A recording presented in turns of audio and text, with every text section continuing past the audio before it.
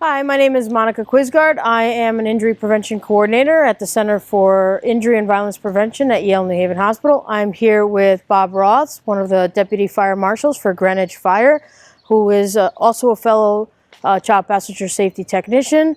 And we're going to talk to you today about some of the key points of child passenger safety and installation and proper harnessing. First of all, a couple things that you might want to take into consideration is check your vehicle manual to see what positions that they allow for installations. A lot of vehicles do not recommend a center installation, and a lot of vehicles don't have lower anchors for center installation. You'd have to check your vehicle manual for that, as well as your car seat manual to let you know what is the preferred location. So Bob's going to actually demo a couple key parts of a car seat for you, and then once we do that and the harnessing, we'll actually do the installations in the vehicle.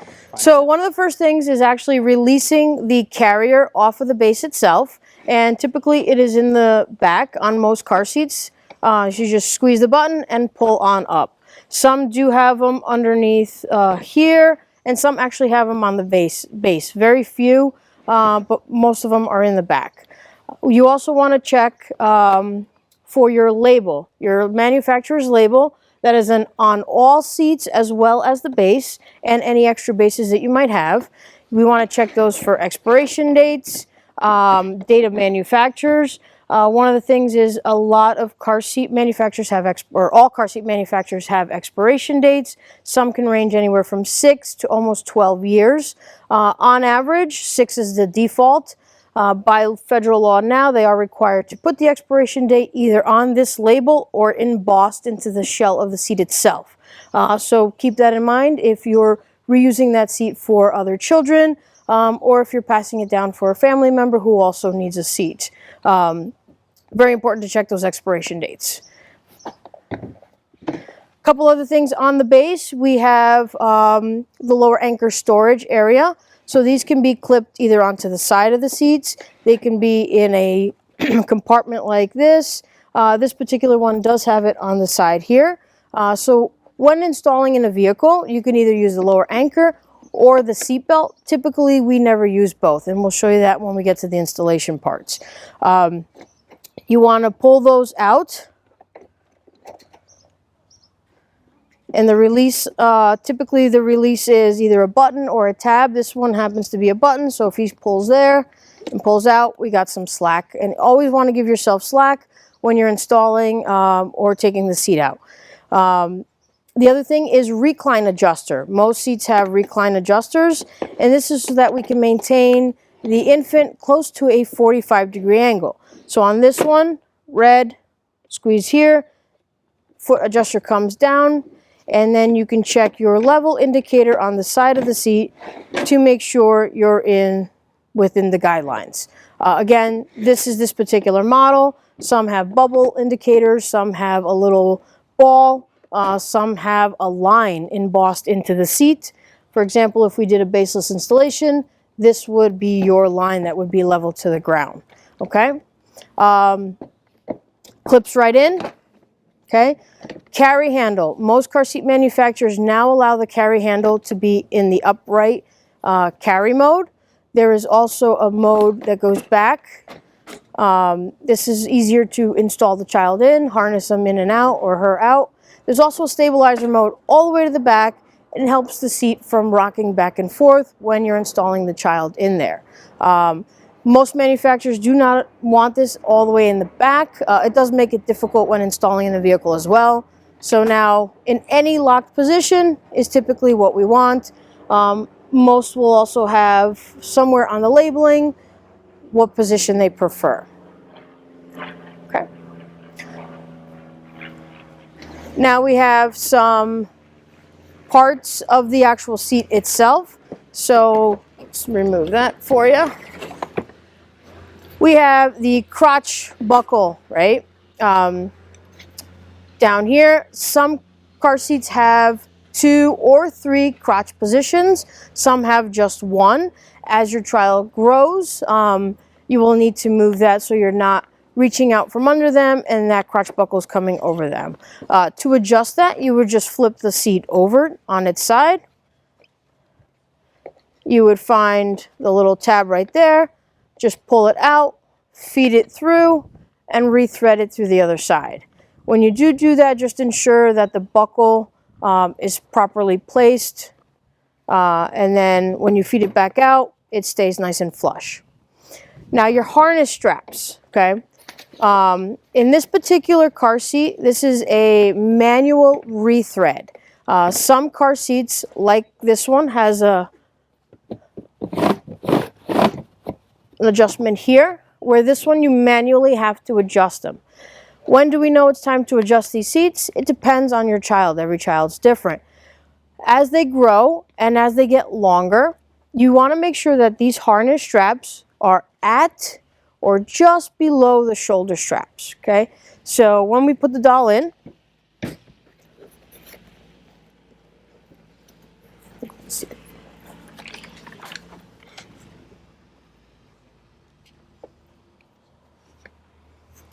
We want to make sure that these straps are right at the child's shoulders or no more than the next slot below. So what you want to do is you want to place your child in, see where their shoulders are, figure out where that slot is closest to their shoulders, get that one, and then flip it over and make those adjustments as needed. Always when you're doing any changing or any rerouting, you want to give yourself plenty of slack.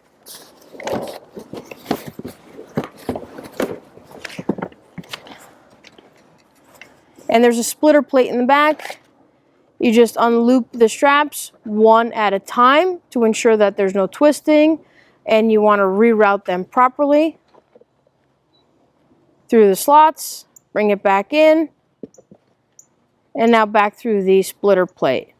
Very important that when you do get it through the splitter plate, that you go over that little tooth so that the fabric is... I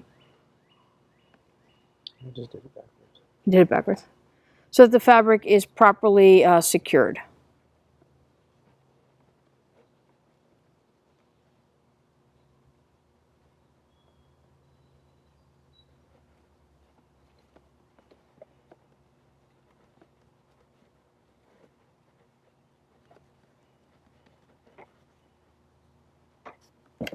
And once all your adjustments are made, you're now ready to harness your child in.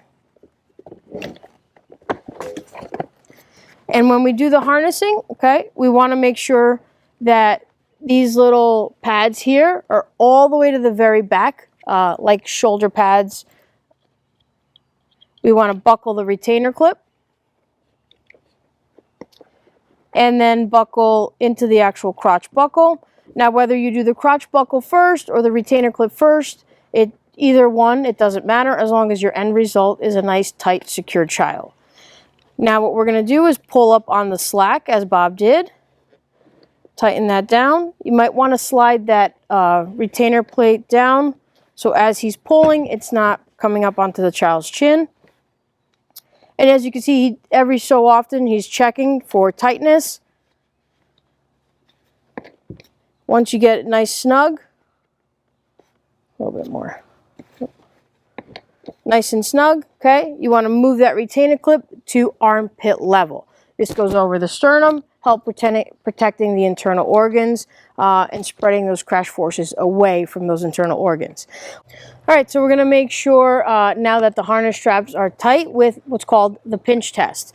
And what you want to do is you want to take your thumb and your index finger, and right up at the shoulder area, you want to pinch to ensure that there is no fabric. So you should not be able to pinch. So thumb and index finger. So now as your child grows and transitions into the next phase seat, whether it's a convertible seat as this one or what's called an all-in-one seat that does all the phases, the harnessing is the same. You want to ensure that your retainer clip is at armpit level.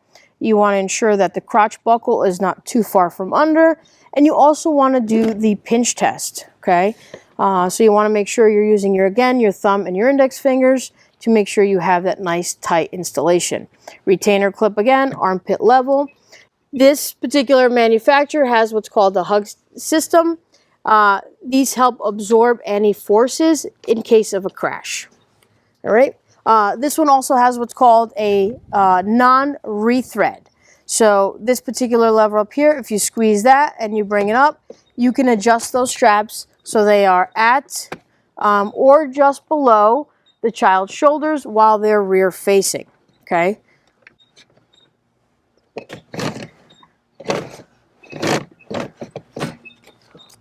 This particular seat, when it's rear facing, there's actually a recline adjuster for it as well to make sure that the seat is in a slight recline.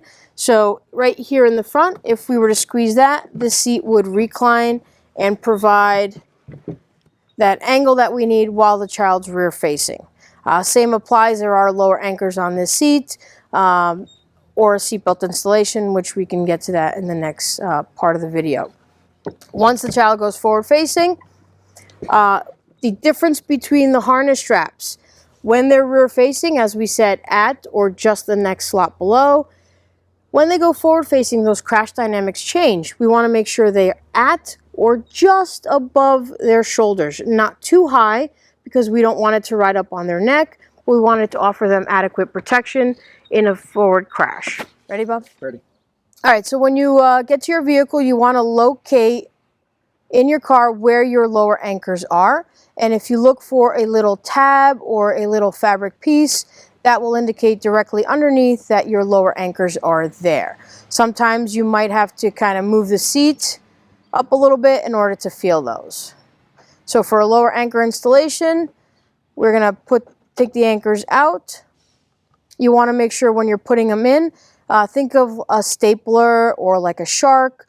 You want the red release button to be exposed out. You want to make sure that there's no twisting in the webbing, and you want to just clip those directly in.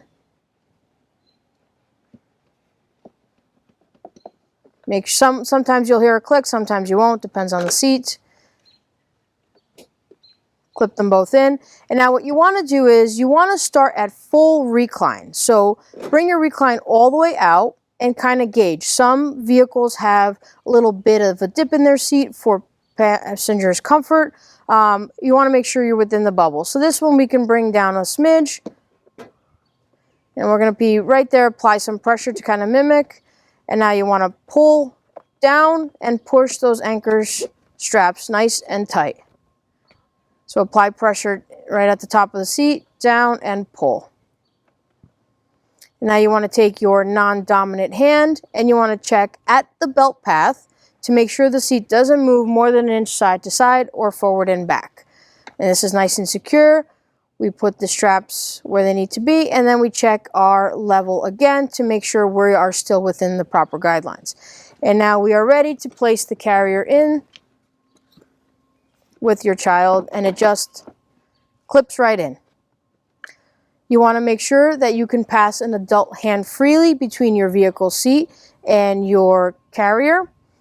This ensures that in a crash, the seat does what it's designed to do, to rebound back up and absorb those forces on the shell of the seat and not on your child's head, neck, and spine.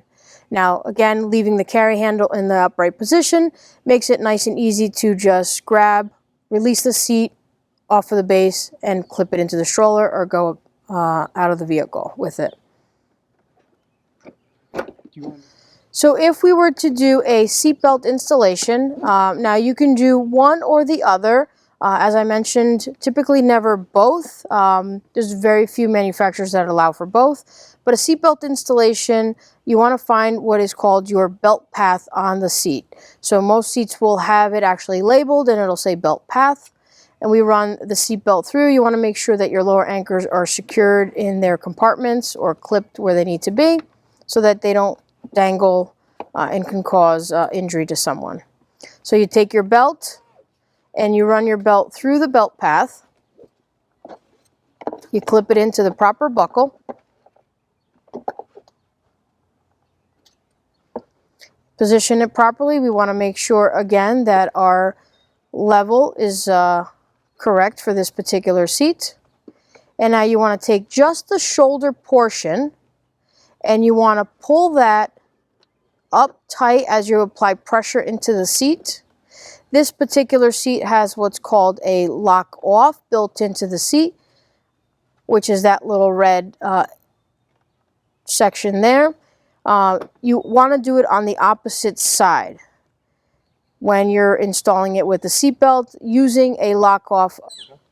So some car seats do not have built-in lock-offs, so you would have to use your seatbelt locking system, and you would do the same steps where you install it through the belt path, grab your shoulder portion, and now you want to pull your webbing out slowly all the way until you can't anymore.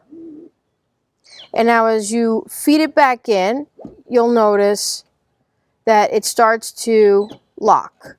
So the more you feed, the more it locks. Now you've engaged your retractor, and this is what's going to secure your seat in. So we feed that webbing all the way back into the belt, and we ensure that it is tight, no more than an inch side to side or forward and back. So when we're installing a convertible seat or an all-in-one seat in the forward-facing mode, good rule of thumb is when you go forward facing to use your seat belt as a method of installation. Your lower anchors can be used as long as you're within the guidelines set by that particular manufacturer. They vary from manufacturer to manufacturer. Those lower anchors are only good up to a maximum weight of 65 pounds.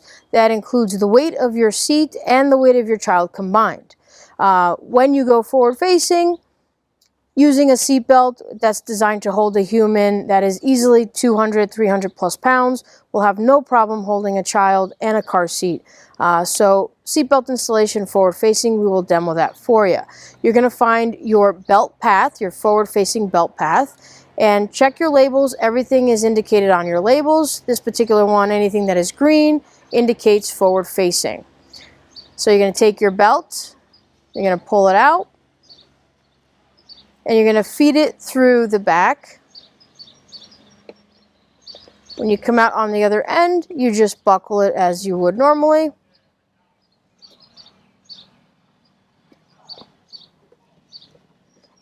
And the best way to get to this is to actually get the fabric out of the way. So some seats you can remove the padding from the inside. So when you're feeding the belt through, you want to make sure that there's no twists. And if you can move the padding out of the way, have someone hold it for you so you have easier access to that belt. This particular seat has built-in lock-offs. So we would be using those to lock that in. Again, you would get nice and tight, feed it through the lock-off, lock them in place, and then side to side, no more than 1 inch. Properly installed with a belt. The last thing you want to do is you want to use what's called the top tether. This limits forward head excursion in case of a crash. Tether. So this is your top tether. This particular manufacturer has what's called a V-shaped top tether. This one will go over your headrest. Most other manufacturers have just one strap, and it goes underneath your headrest. So, and in some cases, you actually have to physically remove your headrest in order to secure it in. This particular one is a V, so we don't need to do that. And then we find your top tether in the back, and we clip that in and tighten. Yeah. So you're going to look for your top tether indicator. It is looks like a child in a seat with an actual anchor. Just be sure that you are securing it to a top tether anchor point and not cargo holds. Many small size SUVs, large SUVs, and even some hatchbacks have cargo holds. You want to look for that lower anchor indicator or top tether anchor indicator, tighten, and make sure it's nice and secure. All right. When we install a booster seat in a vehicle, you're simply going to run the belt through the lap portion. If you have an armrest, it goes under the armrest where it buckles. You want to feed it back, and booster seats have a guide, a belt guide near the headrest area, and you want to ensure that you feed the belt properly through that guide. And this is the one time we do not engage the locking system. You want to make sure that belt stays free-flowing, because a booster seat's designed to boost a child up so that the belt fits properly. So it would be as if an adult were sitting in the seat. So we do not engage the retractor when installing a booster seat. You want to ensure that the lap portion goes over the hips and that the shoulder portion goes right over the clavicle area and is not riding high up on the neck. Some booster seats now are coming with lower anchors, and those are simply there to make sure that the seat doesn't become a projectile when the child's not using the seat. So a couple things to keep in mind. When you purchase a seat, you want to make sure that whatever comes in the box is what you're using for the seat. There are a lot of non-approved products or aftermarket products that are not necessarily approved by the manufacturer to be used with their seats. They may say they're crash tested, but we don't know if they're crash tested with that particular seat in your particular car with your particular child. Okay, so they come with pads, right? Headrests, inserts. Most of them will tell you when it's the appropriate time to remove them, whether it's an age or a height or a weight. Just check the labels, or you can also check the book that comes with the manual, your car seat manual, and it'll tell you there. Once you remove them, store them away in case you use it for other child. If you lose these, contact the manufacturer to get an approved replacement from the manufacturer themselves. Okay. The last thing you want to do with your seat are registrations. They all come with a registration card, whether they are attached to the seat or they're in the packet with the manual. You want to make sure you either fill this out or you go onto the manufacturer's webpage and register the seat. This will notify you of any recalls there might be. Recalls could be something as simple as just a sticker is missing or a label didn't get put on the seat, or something as serious as the manufacturer tells you do not secure your child in the vehicle with that particular seat until they rectify that recall. So make sure you register that and all your other baby products for recalls. The law here in Connecticut, a child must be 2 years old, 30 pounds before you can flip them from rear facing to forward facing. A child must be at least 5 years old and 40 pounds before they can come out of a 5-point harness system. And they must be 8 years and 60 pounds before they can transition out of a booster seat and into your vehicle seat belt. Keep in mind, these are the bare minimums. The longer you can keep a child rear facing, the longer you can keep a child in a 5-point harness, the safer they're going to be. Rear facing, the shell of the seat provides head, neck, and spinal cord support in case of a crash. The American Academy of Pediatrics has changed their verbiage, saying that as long as possible or until you've reached the maximum limitations set by your particular seat for age and or weight. So make sure you check those labels. Every seat is different. The law for New York states that a child must be 2 years old, riding rear facing, and must be in a booster seat typically between the ages of 8 and 12. You can go on to trafficsafety.ny.gov/child passenger safety for more information on the New York state law.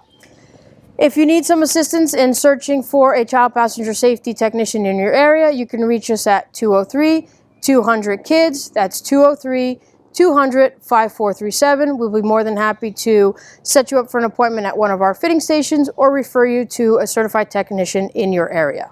Thank you.